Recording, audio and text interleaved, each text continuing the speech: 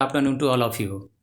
तो कल मैंने वीडियो बनाई मौर्यन डायनेस्टी के पॉलिटिकल एडमिनिस्ट्रेशंस के ऊपर बनाया था और बहुत सारे कुछ बातें मैंने की थी उससे संबंधित।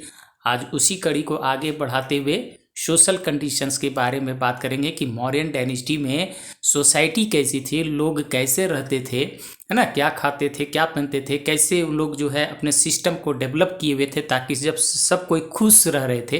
तो उसी चीज़ के बारे में हम लोग थोड़ी सी जानकारी इस टॉपिक में हम लोग लेंगे। सोशल कंडीशन यानी सोसाइटी की कंडीशंस कैसी थी मौर्यन डायनेस्टी के समय में, राइट।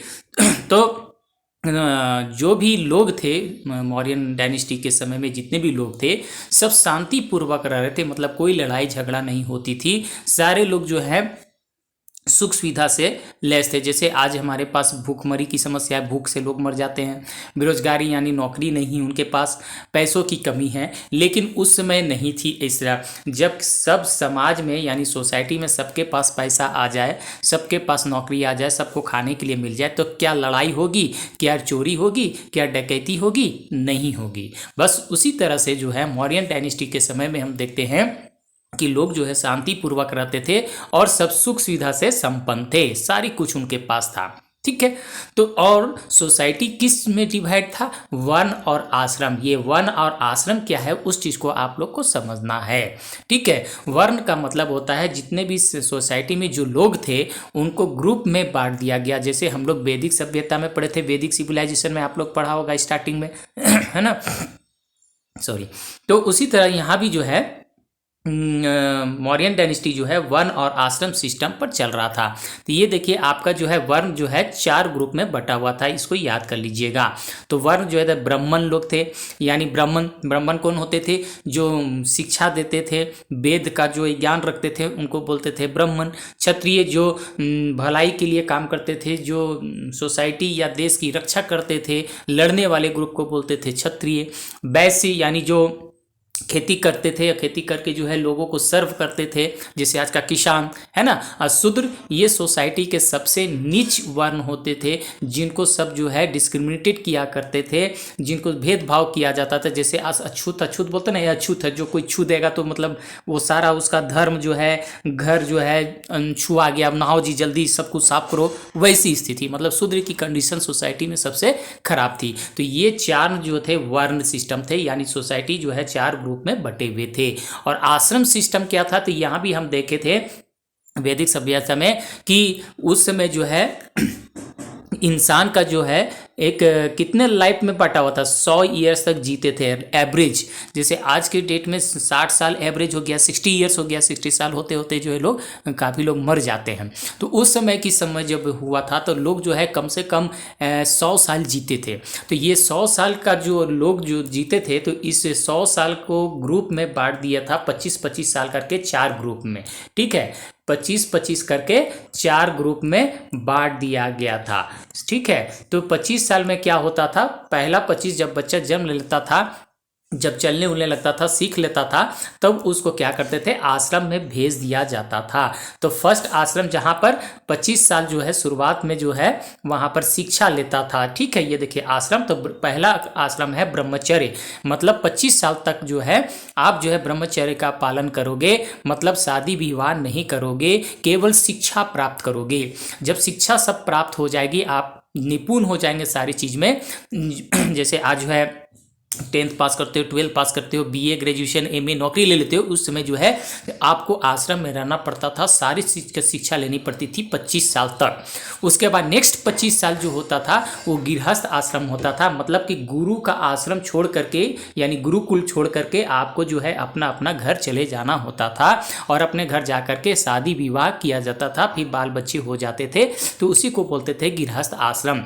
जब बच्चे बड़े हो जाते थे तो क्या करते थे? बच्चे को जिम्मेवारी सौंप करके भाई तुम अब चलाओ, अब मैं बूढ़े हो गया हूँ, तो वो क्या करते थे? तो नेक्स्ट 25 साल में चले जाते थे वानप्रस्थ। वन में चले जाते थे भटकने के लिए। ठीक है, जब वन से घूम करके जब आते थे तो उनका सारा मोह माया जो है अब परिवार से टूट जाता था कि भाई अब इस संसार में मेरा कोई नहीं है, अब चले हम सन्यासी बन जाएंगे। ठीक है, अब वो क्या करते, सन्यास ले लिए, मतलब अब किसी से हमको कोई मतलब नहीं है, जीवन से भी मतलब नहीं है, मेरा प्राण चले जाए तो अब जो है जा करके तपस्या में लीन हो जाएंगे। इस तरह से 25-25 करके 4 जो है आश्रम में बांटा गया। ठीक है, तो ये याद करने की आवश्यकता है आप लोगों को पड़ेगी कि वन कितने थे और आश्रम कितने ग्रुप में बटे हुए थे। राइट, तो अब समझ में आ गई होगी ये दोनों टर्म्स। ठीक है, वन और आश्रम क्या होता है। और सोसाइटी में उस समय क्या थे, लोगों को शादी किया जाता था तो अपने कास्ट में ही शादी होती थी। जैसे आज भी जो है, आज तो बहुत चेंज हो गया, मतलब किसी को किसी से लव हो गया तो वो किसी को पसंद आ गई तो भले किसी कास्ट की हो तो शादी कर लेते हैं, लेकिन पहले उस तरह की स्थिति नहीं थे, लोग जो है अपने कास्ट में ही शादी करते थे। ठीक है, और पेरेंटल यानी जो भी पेरेंट्स का प्रोफेशन होते थी, जैसे आज का क्या होता था कि डॉक्टर का बेटा डॉक्टर ही बनेगा, इंजीनियर का बेटा इंजीनियर ही बनेगा, है ना। तो यानी पेरेंट की जो प्रोफेशन है वही बेटा अपनाता था। तो उस समय भी जो है मौर्यन डायनेस्टी में भी इसी तरह से था कि पेरेंटल ट्रेड यानी जो पेरेंट्स का जो ट्रेड हुआ करता था या जो प्रोफेशन नौकरी होती थी उसी को बच्चे फॉलो करते थे। तो ये सोसाइटी की कंडीशन देखो कैसा है, मैं बता रहा हूँ, उस पर ध्यान देना। ठीक है, इस तरह से लोग क्या करते थे, शांतिपूर्वक एक दूसरे से मिलजुल करके रहते थे। ठीक है, और मिलजुल करके रहने से क्या होता है, उन लोग जो है जो भी समाज का नियम कानून है उसको मानते थे। नियम कानून जहाँ नहीं मानेगा, नियम कानून नहीं मानने का कारण क्या होता है, जब उसको कोई परेशानी होगी तभी वो नियम तोड़ेगा, लेकिन वहाँ पर तो कोई ऐसी परेशानी नहीं थी कि नियम तोड़ने की जो है आवश्यकता पड़ी। इसलिए उन लोग क्या करते थे, लॉज को आराम से ओबे करते थे, फॉलो करते थे। राइट, तो सोशल कंडीशंस आप समझ में आ गया। जब भी आएगा कि right the social conditions about the Mauryan dynasty, यानी मौर्यन डायनेस्टी के ऊपर जो है आप उसकी सामाजिक व्यवस्था के ऊपर लिखिए, तो आप 4-5 पॉइंट ये लिख सकते हो। ठीक है, अब है इकोनॉमिक कंडीशंस के बारे में बात करेंगे कि मौर्यन डायनेस्टी में जो आर्थिक स्थिति थी वो कैसी थी, वो हम लोग देखेंगे कि मतलब लोग पैसे कहाँ से कमाते थे, मतलब जो भी ट्रेड होता था कहाँ से उनकी जो है पैसे आते थे, ट्रेड कहाँ किस तरह से होता था, वो सारी चीज़ इस टॉपिक में हम लोग देखने जा रहे हैं। ठीक है, तो जैसे आज जो है आपके पास बहुत सारे जॉब्स होते हैं, जो डांस करता है उसके लिए डांसिंग स्किल है, आर्ट्स है तो आर्टिस्ट बन जाते हो, अच्छे गाते हो तो सिंगर बन जाते हो, है ना, एक्टर हो तो अच्छे एक्टिंग करते हो तो एक्टर बन जाते हो, बहुत सारा जॉब है। लेकिन उस समय की कोई जॉब होती नहीं थी, फैक्ट्री भी नहीं होती थी, सरकारी चीज़ नहीं होती थी, बस क्या होता था, केवल खेती होती थी। इसलिए एग्रीकल्चर जो था उन लोग का, जो भी गाँव का जो है मोस्ट इकोनॉमिक बेसिस वही हुआ करता था, मतलब खेती लोग ज़्यादा करना पसंद करते थे। ठीक है, तो जब खेती करते थे तो बताओ, तो वहाँ के जैसे हम बताएं कि सरकार जो है सबके ऊपर ध्यान देती थी, जो भी राजा थे मौर्यन डायनेस्टी की तो सब प्रजा के ऊपर ध्यान देती थी। तो खेती जब मेन चीज़ है इकोनॉमी का, तो राजा लोग क्या करते थे कि चलो भाई ठीक है तुम लोग खेती करो, हम लोग डैम्स और लेक्स जो है जितने भी जो है बना देते। तो डैम्स क्या होता है जैसे नदी बह रही है, नदी के ऊपर जो है कंस्ट्रक्ट किया जाता है ऊंची ऊंची टंकी, और इसी में पानी को स्टोर कर दिया जाता है, उसी को बोलते हैं डैम्स। ठीक है, इसी को क्या बोलते हैं, डैम्स। और लेक्स क्या बोलते हैं, लेक्स का मतलब होता है कि ये तो ज्योग्राफी में पढ़ोगे लेकिन आगे क्लास में, लेकिन अभी मैं बता देता हूँ। लेक जैसे झील जिसको तुम लोग समझ लो, वो अभी हम नहीं बताएंगे डेफिनेशंस, ठीक है, नहीं तो तुम लोग कंफ्यूज कर जाओगे। बस जिसको तुम लोग हिंदी में झील बोलते हो, झील, ठीक है, आसपास देखते होगे जो चारों तरफ लैंड से घिरा हुआ रहता है और बीच में पानी रहता है, दैट इज कॉल्ड झील। ठीक है, लेक्स। ठीक है, तो ये जो चर्चा मैंने किया, तो वहाँ पर भी जो है लोग क्या करते थे, लेक्स और डैम्स बनाते थे, किस लिए, एग्रीकल्चर को बढ़ावा देने के लिए। और कैसे पता चला, इसमें से एक पता चला कि उस समय जो है एक सुदर्शन लेक जो था, सुदर्शन, ठीक है, ये देखिए सुदर्शन लेक, ये किसने बनवाया, चंद्रगुप्त मौर्य ने। तो यहाँ से भी एक क्वेश्चन बनता है आपके लिए 1 नंबर के लिए कि सुदर्शन लेक किसने बनवाया, तो आपका आंसर होगा चंद्रगुप्त मौर्य। ठीक है, ये देखिए ये आंसर है आपका चंद्रगुप्त मौर्य। तो क्या बनाया, सुदर्शन लेक बनाया। इससे पता चलता है कि राजा लोग जो है खेती पर विशेष ध्यान देते थे। ठीक है ना, तभी तो कैनल्स और जो है लेक जो है उसमें बनवाया करते थे, है ना। तो ये सारी चीज है। और वहाँ पर क्या था कि केटल रियरिंग जो भी होता था, केटल रियरिंग समझते हो, यानी मवेशियों के लिए जो चारागाह होता है, मैदान जो होता है, यानी जानवरों को जो भी खाने का मैदान होता है, घास फूस पेड़ पौधे, वो होता है केटल रियरिंग। तो वहाँ भी जो है बहुत ही अटेंशन ध्यान दिया जाता था कि क्यों, क्योंकि सारे जानवर ले करके जो है अगर माइंस को यहाँ जितना भी पेड़ पौधे हैं सब खा करके ख़त्म कर देगा, तो फिर हुआ जैसे इन्वायरमेंट प्रोटेक्शन। आज हम लोग इन्वायरमेंट डे बनाते हैं कि भाई पेड़ लगाओ, धरती को स्वच्छ रखो। उस समय भी जो है मौर्यन डायनेस्टी में लोग जो इस चीज़ से जानते थे कि भाई हम लोग पेड़ को अगर काटेंगे या खुदाई ज़्यादा से ज़्यादा जो है माइंस कर देंगे तो क्या होगा, हमारा जो है रिसोर्सेस खराब हो जाएगा, बर्बाद हो जाएगा। तो उस समय भी जो है प्रिजर्व करके रखते थे। इसलिए जो है वहाँ के राजा लोग जो थे केयर जो बहुत ही प्रॉपर अटेंशन रखते थे, ध्यान रखते थे ये सब चीज़ में कि ज़्यादा से ज़्यादा नहीं हो, वाइल्ड एनिमल्स, माइंस, ये सारी चीज़। देखिए नेचुरल रिसोर्सेज, ये सबको क्या कहा जाता था, पब्लिक प्रॉपर्टी कहा जाता था। क्या बोला जाता था, पब्लिक प्रॉपर्टी। अब कहोगे कि सर ये पब्लिक प्रॉपर्टी क्या होता है, तो लो मैं समझाता हूँ पब्लिक प्रॉपर्टी क्या होता है। ठीक है, ये देखिए पब्लिक प्रॉपर्टी एंड प्राइवेट, दो तरह की संपत्ति होती है। एक को बोलते हैं हम लोग प्राइवेट, क्या बोलते हैं, प्राइवेट प्रॉपर्टी, और एक को बोलते हैं पब्लिक प्रॉपर्टी। ठीक है, ये दो प्रॉपर्टी होती है। यानी प्राइवेट मतलब जो भी संपत्ति, यानी फैक्ट्री चालू किया या घर बनाए या कुछ भी रोड बनाए तो अपने पैसे से बनाए तो वो हो गया प्राइवेट। ठीक है, और पब्लिक का मतलब होता है कि ये जो चीज़ भी बनाएगा इस पर सारे लोगों का अधिकार होगा। सरकार जो भी चलाती है हमारे तरफ उस पर, जैसे रोड बनाती है तो सब उस पर चलते हो, ऐसा थोड़ी बोलती है सरकार की केवल हम ही चलेंगे, सब कोई चलते हो, तो हो गया पब्लिक। रेलवे, तो रेलवे सरकारी चीज़ है तो सरकार थोड़ी ऐसी बोलती है कि केवल जो है सरकारी लोग चलेंगे, बाकी जो भी प्राइवेट लोग हैं नहीं चलेंगे, सब कोई चलते हैं, तो वो हो गया पब्लिक। यानी पब्लिक चीज़ हो गया जो सारे लोग यूज कर सकते हो, और प्राइवेट मतलब केवल वही लोग यूज कर सके।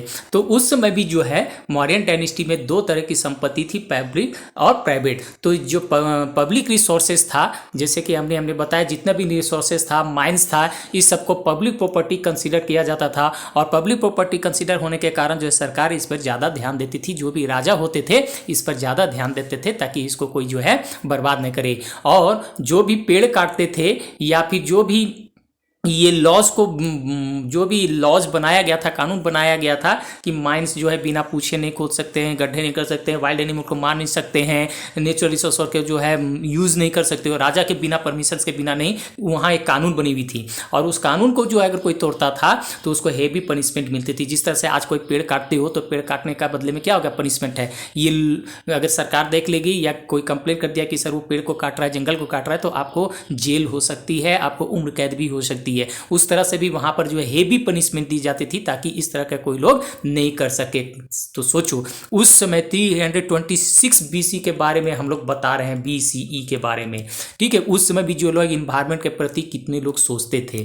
ठीक है, तो देख रहे हो ना, तो इन्वायरमेंट कितना शुद्ध था, इसीलिए तो लोग उतने माने जीवित रहते थे, हट्ठे खट्टे होते थे। अब तो हम लोग जो है सारा कुछ गुजर जाते हैं, 60-65 होते जो है लुढ़क जाते हैं। खासी कोई ही जो है 100 में जो है 10-20 लोग जो हैं 80-90 साल जीते हैं, बाकी जो है जनरल जो है 60-65 होते हुए चले जाते हैं। ठीक है, अब ट्रेड वहाँ पर क्या था, ट्रेड वाज इन जो है कॉटन के रूप में होता था, कॉटन, ऊल, ये सब याद रखो क्योंकि ट्रेड किस किस चीज़ में होता था, किस चीज़ की जो है व्यापार होती थी, तो कॉटन होती थी, ऊल होती थी, सिल्क, जूट प्रोडक्ट्स, ये सब का जो है हमारे इंडिया में प्रोडक्ट होता था और दूसरे देशों के में बेच दिया जाता था। ठीक है, तो ये सब जो है इंटरनल ट्रेड और फॉरेन ट्रेड, ये क्या है, दो चीज़ उसको समझ लीजिए। इंटरनल ट्रेड का मतलब है कि कोई भी ट्रेड, जैसे ये कोई एक देश है, इसी देश में कोई चीज़ जो है ट्रेड हो रही है, मतलब खरीद बिक्री हो रही है। कोई भी चीज़ यहाँ सपोज कर लो, ये जो है बिहार है, सपोज कर लो मध्य प्रदेश है, बिहार से एमपी चला गया और एमपी से बिहार आ गया, हरियाणा से दिल्ली चला गया, दिल्ली से हरियाणा आ गया, मतलब देश के ही अंदर कोई चीज़ ट्रेडिंग हो रही है तो उसको बोलते हैं इंटरनल ट्रेड। और जो देश से दूसरे देश में, सपोज कर लो ये जो है इंडिया है और ये जो है पाकिस्तान है, इंडिया से अगर पाकिस्तान में चला गया या कोई और कंट्री चला गया, यूएसए चला गया, फ्रांस चला गया, तो उसको बोलते हैं फॉरेन ट्रेड। तो दो तरह का ट्रेड आपको समझ में आ गई, इंटरनल ट्रेड और फॉरेन ट्रेड। तो वहाँ पर तो इंटरनल क्वेश्चन आ जाएगा कि इंटरनल ट्रेड मौर्य डायनेस्टी में क्या क्या होता था, तो आप लिख दोगे आंसर बढ़िया से। ठीक है, क्या लिखोगे? कॉटन होता था, ऊल होता था, सिल्क जूट होता था। ठीक है, और यही चीज़ जो है बहुत ज़्यादा मात्रा में अगर उपज होता था तो हम लोग फॉरेन ट्रेड भी कर देते थे, मतलब दूसरे देश में भी भेज देते थे। ठीक है, अब जो है इस पे क्या करते थे, सरकार जो है टैक्स लेते थे। जैसे आज भी हम लोग से टैक्स लेते हैं, जैसे पेन लेते हो, पेंसिल लेते हो, उसमें देखो लिखा रहेगा इंक्लूडेड टैक्स। इंक्लूडेड टैक्स मतलब सरकार जो है उस पर टैक्स ले ली है, जितने भी सामान आप यूज करते हो उस पर सरकार टैक्स ले लेती है। उस तरह से इसीलिए तो सरकार पास पैसा कहाँ से आती है, तो ये हम ही से लेती है सरकार पैसा, हमसे जो टैक्स लेती है, और उसी टैक्स के पैसा से आपको रोड बनवाती है, बिजली देते हैं, पानी देते हैं, नौकरी देते हैं, बहुत सारा चीज़ देती है। उसी तरह राजा के पास भी जो है टैक्स के थ्रू ही जो है पैसा आया करता था, ट्रेड के थ्रू। ठीक है, अब जो है जो प्रोडक्ट्स जो होता था उन लोग का जो है बहुत ही चेक होता था, मतलब कोई डुप्लीकेट तो है कि नहीं, ये असली ओरिजिनल है कि नहीं।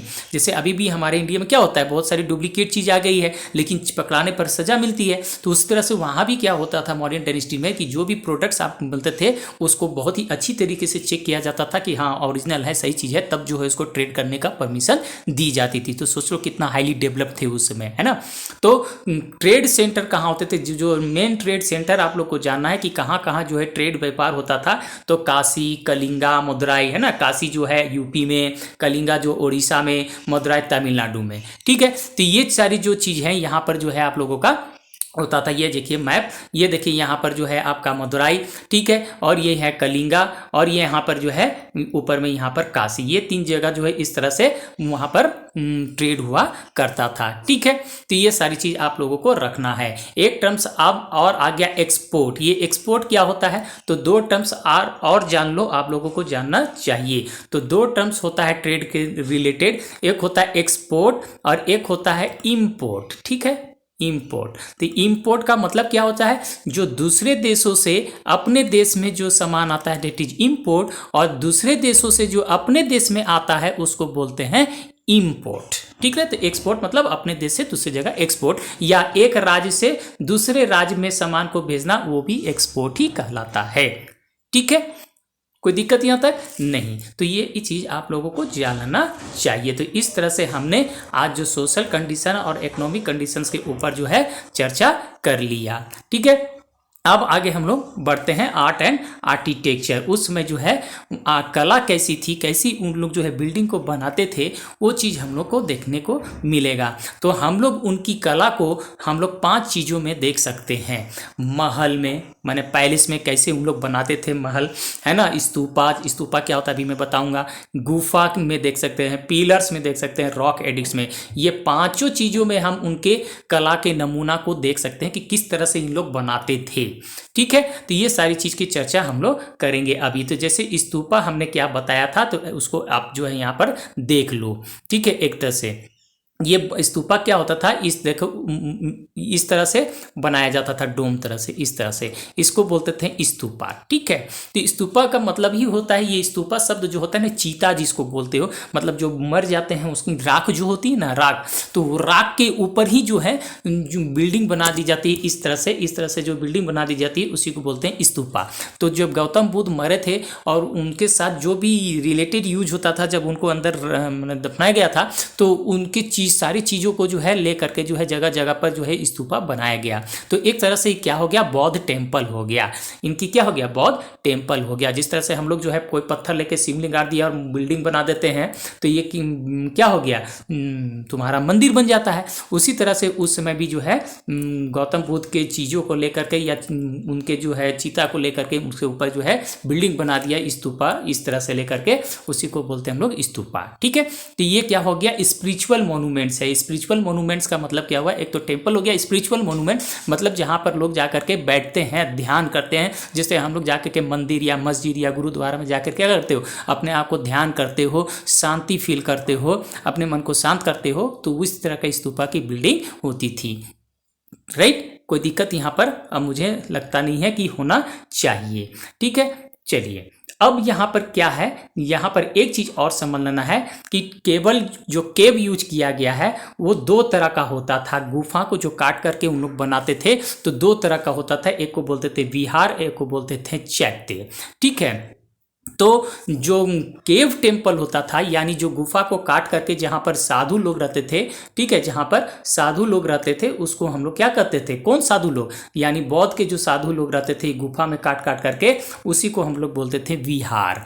ठीक है, और जहाँ पर बैठ करके पूजा करते थे, जिस हॉल में पूजा करते थे बैठ करके, उसको बोलते थे चैत्य। ठीक है, जैसे मंदिर है, कोई मंदिर में हम लोग क्या करते हैं, एक अंदर में क्या होते हैं, कोई भी देवी देवता होते हैं और उसके बाहर जो है स्पेस होता है, जो जिसको बोलते हैं हम लोग मंडप, क्या बोलते हैं, मंडप या फिर हॉल, क्या बोलते हैं, मंडप या हॉल। उसी हॉल में या बरामदा, उसी बरामदा में बैठ करके हम लोग क्या करते हैं, प्रेयर करते हैं, ध्यान देते हैं, बैठते हैं, है ना। उसी तरह से जो गुफा जो काट करके उस समय जो है बनते थे बौद्ध समय में, तो दो तरह का होते थे। जहाँ पर मॉन्क्स लोग रहते थे उसको बोलते थे विहार, और जहाँ पर पूजा करते थे उसको बोलते थे चैत्य।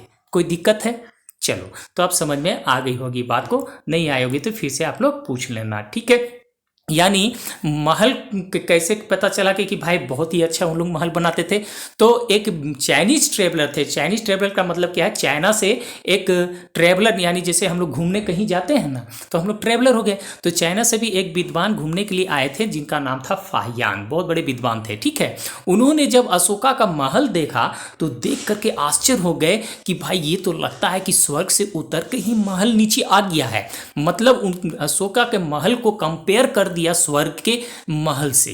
तो सोचो कितना शानदार और कितना भव्य, कितना बड़ा बनाया होगा अशोक। तो आर्ट है कि नहीं है, एक कला थी कि नहीं, बस वही कला थी।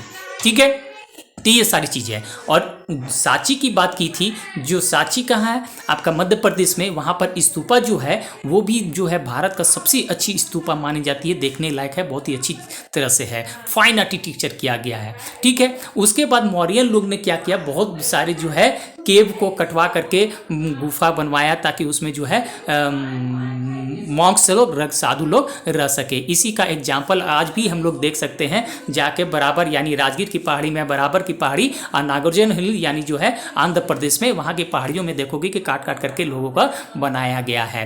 ठीक है, तो ये सारी चीज़ जो है आप लोग जा करके देख सकते हो, आज भी जो है ये सब प्रेजेंट है। ठीक है, इसलिए जब हॉलीडेज आपकी होती है, मनाने जाते हो, तो ये हिस्टोरिकल प्लेस जा करके आप जरूर देखा करिए। ये देखिए पिलर, अशोक पिलर, देखिए अशोक पिलर, सारनाथ, सारनाथ कहाँ जो है आप लोग का यूपी में, यहीं पर गौतम बुद्ध जो है सबसे पहले जाकर के शिक्षा दिए थे। ठीक है, इसी जगह पर ये देखिए, आज भी जाइएगा यूपी में सारनाथ जगह है, ये देखिए ये है आपका स्तूपा, ये जो इस तरह का जो है इसी को बोलते हैं स्तूपा, और ये जो खड़ा है इसी को बोलते हैं पिलर। क्या बोलते हैं, पिलर। ठीक है, देख रहे हो, हाँ, ये देखो यहाँ पर जो है लायन बैठा हुआ है, ये आज भी है हम लोग जो है यूज करते हैं नेशनल एम्बलम के रूप में। ठीक है, तो यहाँ पर क्या है, पिलर्स जो है, पिलर्स के ऊपर क्या क्या बनाया जाता था, एनिमल का फिगर बनाया जाता था। एनिमल का फिगर क्यों बनाया जाता था, क्योंकि उसको, जैसे आज हम लोग गौ माता को जो है हम लोग होली जो है एनिमल्स मानते हैं, पवित्र गाय मानते हैं, है ना, उसी पर जो पवित्र मानने वाले अच्छे जानवर होते थे उनकी जो है चित्र बनी हुई रहती थी पिलर्स पे। ठीक है, और धर्म चक्र बना होता था, धर्म चक्र समझते हो ना, ये जो बनाते हुए इस तरह से इस तरह से इस तरह से जो झंडा के बीच में रहता है अशोक चक्र, है ना, यही है धर्म चक्र। ठीक है, तो ये जो आज भी जो है हम लोग जो नोट होता है, नोट में देखे होगे, सिक्का में देखोगे कि जो है चार जो है शेर बैठा हो रहता है, चारों एक दूसरे को घुमा करके, वही आज जो है हम लोग नेशनल एल्बम के रूप में यूज करते हैं। ठीक है, मतलब ये हमारा राष्ट्रीय एम्ब्लम, मतलब पहचान है, साइन है। ठीक है, यही हमारा राष्ट्रीय पेशन है। चार शेर जो है हमारा ताकत का द्योतक है, और चक्र मतलब हम धर्म का प्रचार करते हैं, मतलब हम सारे धर्मों को मानने वाले होते हैं, है ना। तो इस तरह से अशोक का ही जो है कॉन्सेप्ट आज भी हम लोग लेकर के चले, तो सोचो कितना बढ़िया कॉन्सेप्ट लेकर के अशोक आया था, जो आज भी हम लोग उसको अडॉप्ट कर लिए, है ना। तो ये सारी चीज देखते हो, अशोक पिलर जो है हर जगह खड़े हुए मिलेगा। इस तरह का पिलर जो है अशोक चारों दिशाओं में फैला के रखा था। जो दिल्ली में जाओगे तो फिरोज शाह कोटला, जहाँ पर आज भी क्रिकेट स्टेडियम है, जहाँ पर क्रिकेट होती है, फिरोज शाह कोटला, है ना, दिल्ली में। टोपरा, टोपरा कहाँ है, अम्बाला, अम्बाला कहाँ है, यानी हरियाणा में। कौशाम्बी, कौशाम्बी कहाँ है, यूपी में, जो इलाहाबाद में पड़ता है। ठीक है, लौरिया, ये नंदगढ़, ठीक है, ये भी जो है सारनाथ, यूपी। ये सारी जगहों पर तुम जो है पिलर जा करके देख सकते हो। ठीक है, चलिए अब रॉक एडिक्ट्स मतलब जो है चट्टानों को काट करके जो है बनाया गया था, वो भी आप देख सकते हो आज भी जा करके रूपनाथ जगह और सासाराम जगह और बैराठ, ये कहाँ कहाँ है देख सकते हो, राजस्थान, बिहार में, सेंट्रल प्रोविंस क्या मध्य प्रदेश एरिया वाला में जाके ये देख सकते हो। वहाँ भी रोड एडिक्ट जो है अशोका का तुम देखने को मिल जाएगा। ठीक है, और अशोका क्या किया था कि सारे लोगों को जो है बहुत ही अच्छा प्रयास किया था कि नेबरिंग कंट्री जो भी आस पड़ोस के जो देश हैं वहाँ पर जाके हम शांति को फैलाएं। ठीक है, शांति को फैलाएं। तो यहाँ पर देखो कि ग्रेट वॉल, ये ग्रेट वॉल क्या है, तो हुआ क्या था कि चाइना में क्या होता था कि विदेश जो आक्रमण करते थे, जो लुटेरे लोग होते थे, ये चाइना पहले क्या होता था ना, चाइना में जो है आक्रमण बहुत ज़्यादा होता था। ठीक है, जा करके आक्रमण करते थे, लूट लेते थे। तो यहाँ का राजा जो था इसने कहा कि बाहरी चारों तरफ से हमको घेरना पड़ेगा। इसने क्या किया, ऊंची ऊंची जो है बहुत लंबे दूर तक जो है वाल चारों तरफ कर दिया, उसी को बोलते हैं ग्रेट वॉल, ताकि जो विदेशी लोग जो है हमारे यहाँ इंटर ना कर सके। राइट, तो वही चीज़ है यहाँ पे, तो वही ग्रेट वॉल चाइनीज के द्वारा घर बनाया गया। तो क्वेश्चन यहाँ भी हो सकता है कि ग्रेट वॉल कहाँ है, तो चाइना में है। ठीक है, तो ये सारी चीज़ बात निकल के अब आती है। अब चलिए लास्ट अब टॉपिक पर पहुंच जाते हैं कि इतना शानदार जो है एम्पायर था मौर्य डायनेस्टी का, इतना फल फूल रहा था, इतना डेवलप्ड किए हुए था, तो फिर उसका डिक्लाइन मतलब हास कैसे हो गया, कैसे ख़त्म हो गया। तो जो भी लास्ट रूलर होते हैं वो कमज़ोर ही लगभग होते हैं। तो लास्ट रूलर जो होते थे मौर्यन एम्पायर कैसे, लास्ट रूलर कौन थे, बृहदत्त थे। कौन थे, बृहदत्त थे। तो यहाँ से भी क्वेश्चन आ जाएगा कि मौर्यन एम्पायर के सबसे लास्ट रूलर कौन थे, बृहदत्त। तो ये बहुत ही कमज़ोर थे और इतने बड़े एम्पायर को संभाल के नहीं रह सके, नहीं संभाल के रख सके। तो जो भी इनके अंडर में जो था, मौर्यन एम्पायर के अंडर में जितने भी राज्य थे, सब अपने अपने को अलग कर लिया कि भाई अब तुम्हारे अंदर कैसा, हम तो अब अलग होंगे, हम अपना शासन चलाएंगे, तेरे अंडर में नहीं रहेंगे। ठीक है, सब कोई अलग अलग हो गया। और सबसे बड़ी दूसरी कारण क्या हुआ मौर्यन डायनेस्टी का खत्म होने का, कहा जाता है कि जो अशोक जो पॉलिसी चलाया था धर्म चक्र, मतलब अब लड़ाई नहीं करेगा, उसका भी कहीं ना कहीं फायदा जो है दूसरे देशों ने और दूसरे राज्यों ने उठाया कि भाई अब तो अशोक हमको मारेगा नहीं करेगा, अब अलग हो जाओ। ठीक है, तो इस तरह से है। तो बृहदत्त का जो लास्ट रूलर था बृहदत्त, उसको जो है कौन मारा, उसको मारा उसी का जो है कमांडर यानी सैनिक का जो हेड होता था पुष्यमित्र शुंग। कौन मारा, पुष्यमित्र शुंग। यहाँ से भी क्वेश्चन बन के आएगा कि बृहदत्त को किसने मारा, पुष्यमित्र शुंग ने मारा। और इसको मार करके जो है बृहदत्त को पुष्यमित्र शुंग जो है एक नया डायनेस्टी चला देगा। कौन डाला देगा, शुंग डायनेस्टी। जैसे मैंने बताया अपने टाइटल के ऊपर ही डायनेस्टी का नाम रखा जाता है, तो शुंग डायनेस्टी अब चला दिया। अब शुंग डायनेस्टी यानी पुष्यमित्र शुंग को भी मार देगा। कौन मार देगा, अग्निमित्र। कौन मारेगा, अग्निमित्र। ठीक है, तो इस तरह से हम देखेंगे कि last ruler of Shunga dynasty कौन था, देवभूति। यानी शुंग डायनेस्टी का लास्ट रूलर कौन था, देवभूति। और देवभूति को मारने वाला कौन था, वासुदेव। और यही वासुदेव जो है एक नया डायनेस्टी चालू कर दिया, कन्नौज डायनेस्टी। ठीक है, तो यानी हमने क्या देखा, पहले देखा हमने नंद डायनेस्टी, नंद डायनेस्टी के बाद मौर्य डायनेस्टी, मौर्य डायनेस्टी के बाद कौन आया, शुंग डायनेस्टी, शुंग डायनेस्टी के बाद कौन आ जाएगा आपका जो है कन्नौज डायनेस्टी। ठीक है, NMSK ये डायनेस्टी आ गया। ठीक है, तो कभी कभी क्वेश्चन अरेंज करने के लिए भी आ जाएगा कि इनमें से सबसे पहले और लास्ट में कौन आया, तो आपको इस तरह से करना पड़ेगा। ठीक है, तो इस तरह से जो है बात बन जाती है इस चैप्टर का। तो मुझे उम्मीद है कि ये चैप्टर आप लोग को समझ में आई होगी। और फिर से मैं कह रहा हूँ, प्लीज़ इसको ज़्यादा से ज़्यादा आप लोग लाइक करें, शेयर करें, सब्सक्राइब करें और मुझे मोटिवेट करते रहें। ठीक है, थैंक यू।